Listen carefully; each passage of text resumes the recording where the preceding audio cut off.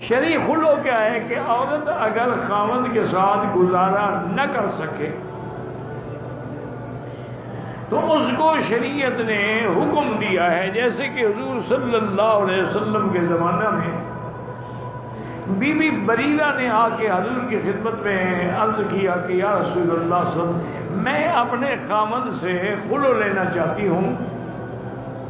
حضور نے فرمایا کہ بریرہ دیکھو، تمہارا خاوند جو ہے نا مغیث، وہ تم سے عشق کرتا ہے بیچارہ، وہ ابھی بھی دیکھو وہاں بیٹھا ہوا رو رہا ہے تمہارے لیے، اور تم خلو مانگ رہی ہو کہ عقل کی بات کرو، اس پہ رحم کرو۔ اور نے کہا حضور اگر آپ کا حکم ہے یہ کہ میں خلو نہ کروں اور مغیث کے ساتھ گزارا کروں، میں مر بھی جاؤں گی گزارا کروں گی، کبھی نافرمانی نہیں کروں گی۔ آپ نے فرمایا نہیں، حکم نہیں ہے میرا، یہ مشورہ ہے۔ پر میں حضور میں نہیں مان سکتی، میرا خاوند کا چہرہ ہی اتنا خراب ہے، میں دیکھتی ہوں تو میرا نفرت ہو جاتی ہے، جب مجھے دیکھنے سے نفرت ہے تو اس کے حقوق کیسے ادا کروں گی؟